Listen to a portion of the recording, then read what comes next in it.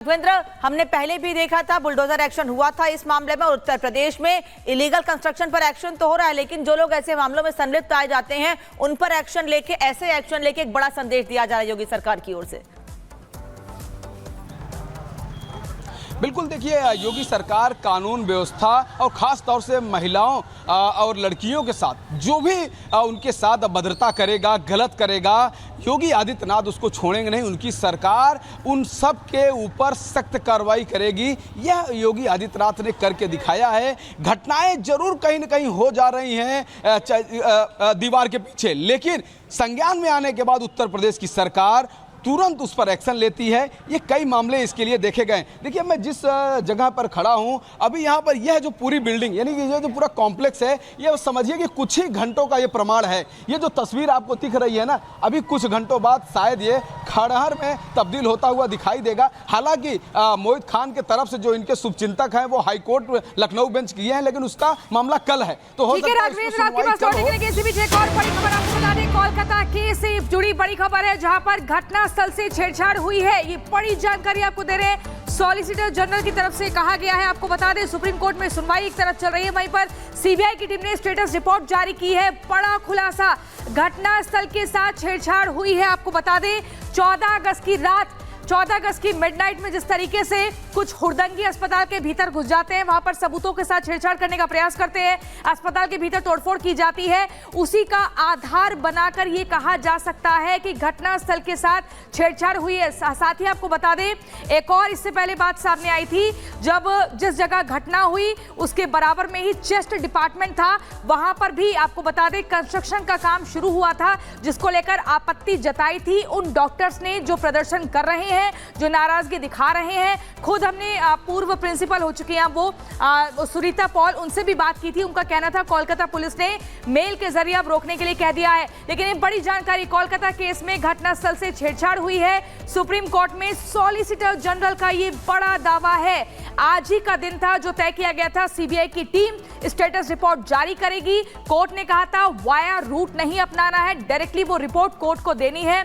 और उसमें ये सबसे बड़ा पॉइंट सामने आया है कि घटनास्थल के साथ छेड़छाड़ की गई है ताकि सबूतों को, एविडेंसेस को टैंपर किया जा सके, छेड़छाड़ की जा सके।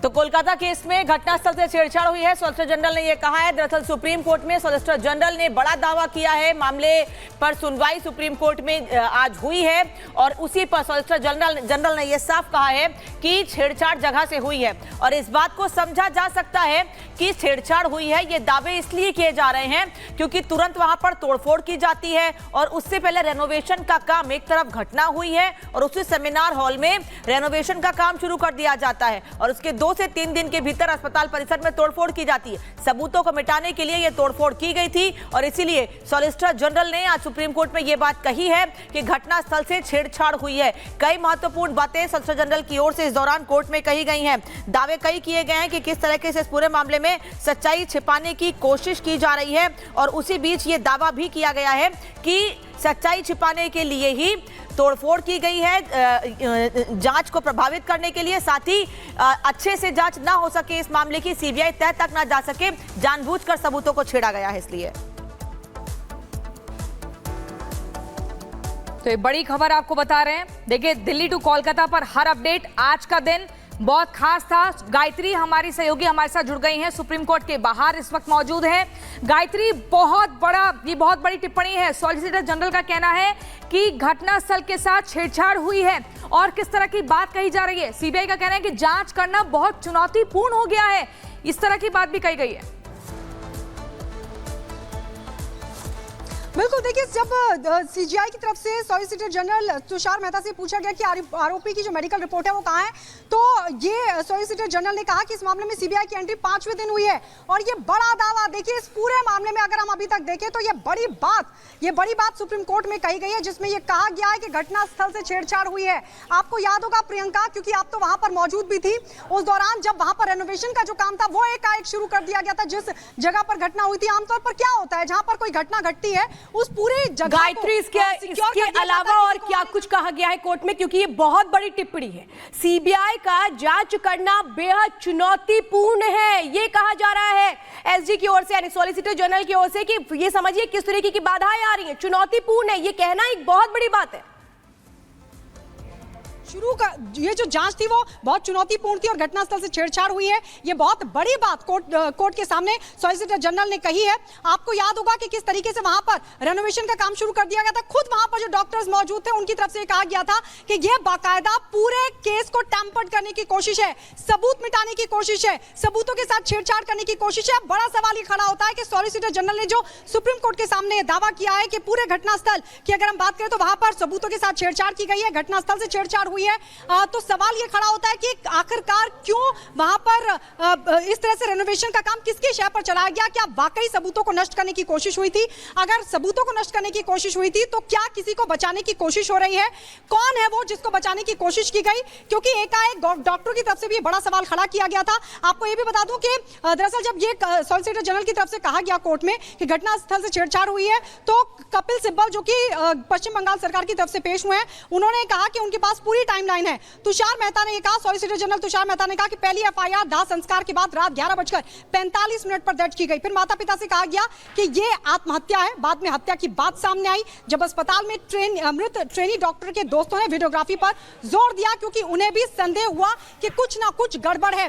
20 तारीख को जब सुप्रीम कोर्ट ने सुनवाई की थी तब सीजीआई ने भी कहा था कपिल सिब्बल जो बात कह रहे हैं कि सीबीआई के पास कोर्ट के पूरे केस की टाइमलाइन है और सॉलिसिटर जनरल ये कह रहे हैं कि 5 दिन के बाद सीबीआई की एंट्री होती है, तो 5 दिन के भीतर तोड़फोड़ भी हो जाती है, रेनोवेशन का काम भी हो जाता है, तो जाहिर तौर पर छेड़छाड़ की गई है, तभी तो सीबीआई जांच करने में सक्षम नहीं है। ये बात एसजी कह रहे हैं। सक्षम मतलब चुनौतीपूर्ण उनके लिए जांच कर पाना, बहुत चैलेंजेस हैं, बहुत सारी चीजें निकलकर सामने नहीं आएंगी, जिसको कपिल सिब्बल कवर अप करने की कोशिश कर रहे हैं।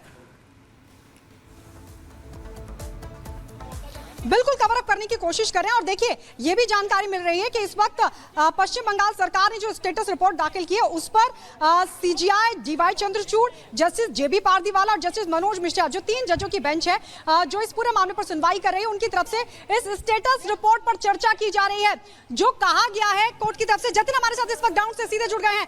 जतिन, ये बाकायदा सॉलिसिटर जनरल जो कि सीबीआई के वकील हैं, उनकी तरफ से साफ तौर पर कहा गया है कि घटनास्थल से छेड़छाड़ हुई है। ये बताता है कि कहीं ना कहीं जो रेनोवेशन का काम किया गया, जिसको लेकर डॉक्टर्स भी चिंता जाहिर कर रहे थे, ये बहुत गंभीर मसला है और सीबीआई कह रही है कि ये बहुत चुनौतीपूर्ण है अब हमारे लिए, क्योंकि 5 दिन बाद सीबीआई को केस मिला।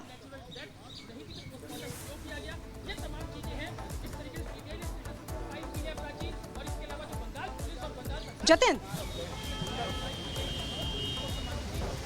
आज बिल्कुल देखिए सीबीआई शुरुआत से ये सवाल रेज कर रही है और यही कारण था कि 3D लेजर मैपिंग जो है वो सीबीआई ने उस पूरे स्पॉट की कराई। आज सुप्रीम कोर्ट के चीफ जस्टिस ने भी ये बोल दिया कि कैसे आप लोगों की लापरवाही से जो क्राइम स्पॉट है वो टेम्पर किया गया और कहीं ना कहीं सबूत उससे हैम्पर हुए हैं। आप इस बात से अंदाजा लगाइए कि इतने सारे डॉक्टर्स वहां पर मौजूद थे, कितने लोग थे। सीबीआई को ये खंगालने के लिए 3D लेजर मैपिंग जो है वो करनी पड़ी, सिर्फ उस सेमिनार हॉल की नहीं बल्कि उसके आसपास के इलाके की, ताकि जो सैंपल्स हैं वो और कलेक्ट किए जाए और जो चुनिंदा जिन लोगों के नाम सामने आ रहे थे उनके फुटप्रिंट से उसको जो है वो मैच किया जाए। लेकिन सबसे बड़ी बात यह है कि सुप्रीम कोर्ट लगातार डॉक्टर्स को भी ये बोल रहे हैं कि आप अपनी जो स्ट्राइक है उसको कॉल ऑफ कीजिए। हमने आपके लिए स्पेशल टास्क फोर्स जो है वो उसमें पूरी बना दी है, हम कोशिश कर रहे हैं कि आपको जस्टिस मिले, आपकी जो भी समस्या है उसको सुने। लेकिन जिस तरीके से डॉक्टर्स की तरफ से पेश हुए वकीलों ने बताया कि कैसे अस्पताल प्रशासन से जुड़े लोग उनको धमका रहे हैं स्ट्राइक खत्म करने के लिए, चीफ जस्टिस ने इसको लेकर भी गुस्सा और कहीं ना कहीं रोष जाहिर किया कि अगर ऐसा है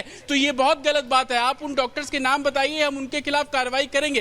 तो कहीं ना कहीं ये पूरा मामला, एक तरफ डॉक्टर्स का ये कहना है कि जब तक उन्हें जस्टिस नहीं मिलेगा वो इस तरीके से प्रोटेस्ट करते रहेंगे, क्योंकि इससे पहले भी कई ऐसे इंसिडेंट हुए लेकिन कार्रवाई के नाम पर कुछ नहीं हुआ। अब सुप्रीम कोर्ट से सबकी उम्मीदें हैं और उसी उम्मीदों को लेकर सर्वोच्च अदालत से सभी की उम्मीदें हैं। जतिन, आप ठीक कह रहे हैं, लेकिन गायत्री एक बार फिर से आपके पास आना चाहेंगे और ये बहुत बड़ी बात है। सॉलिसिटर जनरल का ये कहना कि सीबीआई के लिए एक चुनौतीपूर्ण काम है। हमने वहां पर देखा था कि 5 दिन बाद ये जांच सीबीआई को सौंपी जाती है। तब तक ना उस घटनास्थल को सील किया गया, वहां पर कोई भी आ रहा था, कोई भी जा रहा था, वीडियोस बना रहे थे, और उसके बाद कंस्ट्रक्शन का काम शुरू हो जाता है। उसके अलावा जो सीसीटीवी कैमरा था उसको भी तोड़ा गया। तो वाकई एक चुनौतीपूर्ण काम तो है, क्योंकि सबूत के नाम पर वहां सिर्फ गद्दा था और कुछ नहीं।